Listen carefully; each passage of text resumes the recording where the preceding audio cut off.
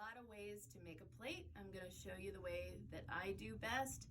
I really like to start with a wide, low ball of clay. I've already patted it into sort of a round piece.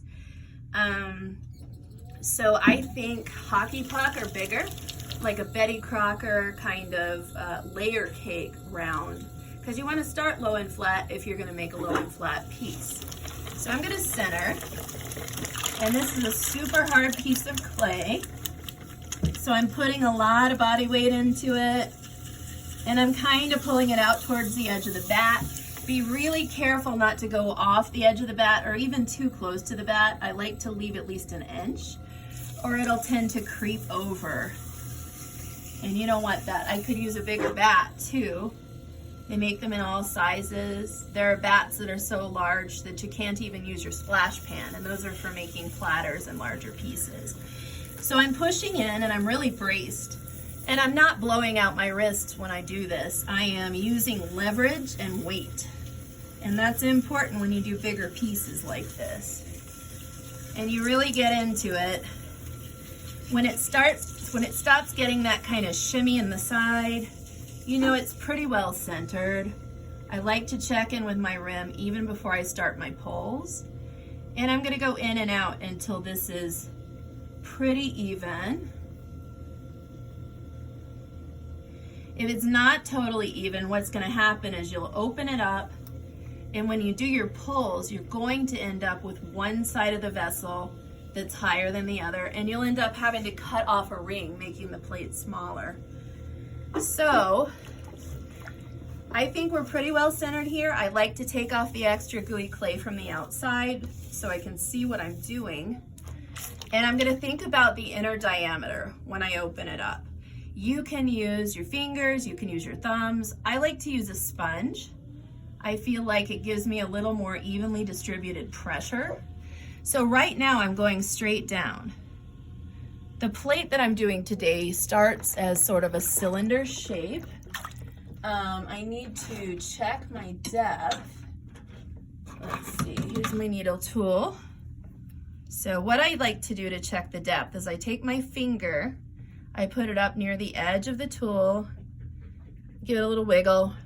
We've got about maybe 1/4 of an inch of depth there. That's perfect for a plate. I never trim a raised foot in a plate. I leave it flat, but we want enough at the bottom so it's pretty substantial. Now what I'm doing is I'm pulling back towards me to open up the inner diameter of the plate. And I often check in with the rim. I'm getting kind of a double rim thing happening here. So I'm gonna push down on that. You've gotta keep on that or it'll sort of mushroom over onto the outside. I'm also gonna check in with the outside because it wants to already sort of flare out. I'm trying to keep a consistent depth on the bottom. And I'm gonna continue opening it. And we will check the depth again before I start actually doing pulls. I am really into checking in with the rim. We were getting kind of the double rim again. So let's get rid of that. I like to take gooey clay off my hands so it's not in the way. And I'm gonna compress this center. Compressing is really so important, especially if you're making a large piece with a large base. If you don't compress, you're leaving yourself open to cracks. And I'm gonna check the depth again. So, and I'm gonna check it in several places. So I've got about 1/4 of an inch there.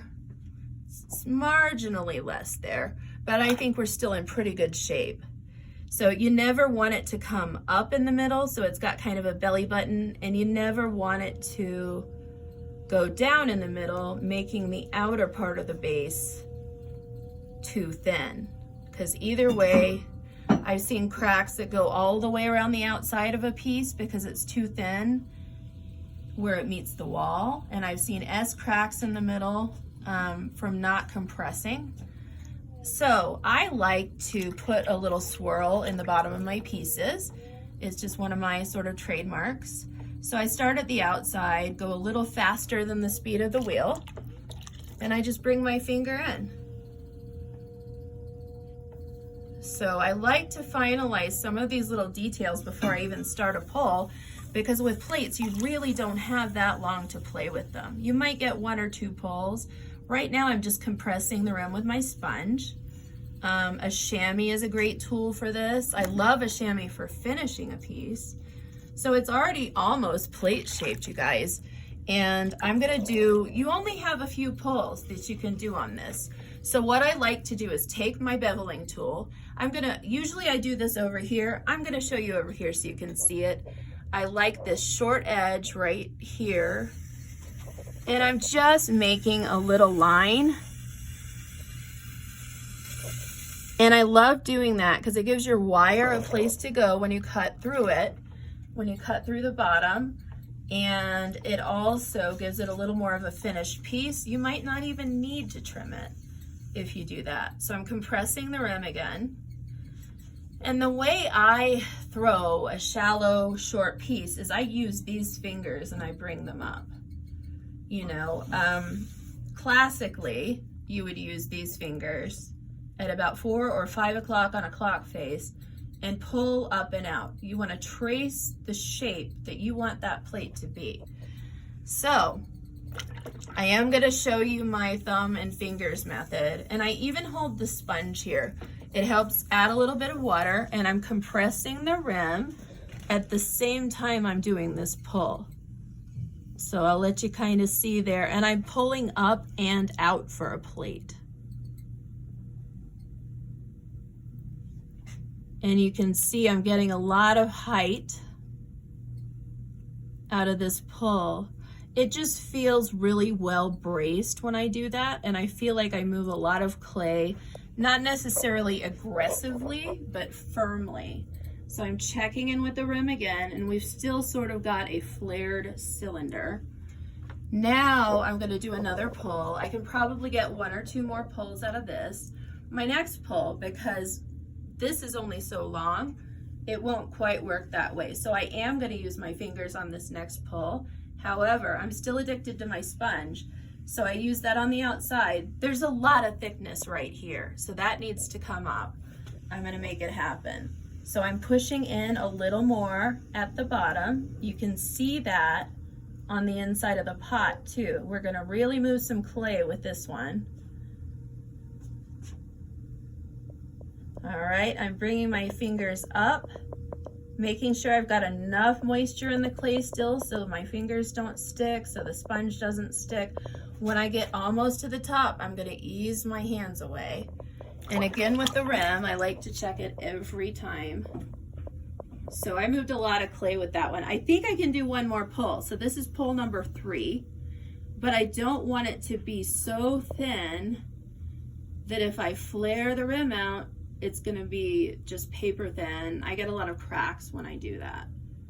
So there's that last pull, and that was a little bit for shaping and just evening out any inconsistencies in the wall. So this is my next trick, and I'm going to make sure I've still got my nice bevel on the outside from which to start my wire tool and my trimming. You might get some little bits of clay that stick to the side of the pot. Don't worry about it right now. You're going to trim those out. So the next thing I want to do is flare this out so it's a little more plate shaped than bowl shaped. And this is one of my favorite tricks. So what I do is I use my index finger and my thumb as a place where I want this to pivot.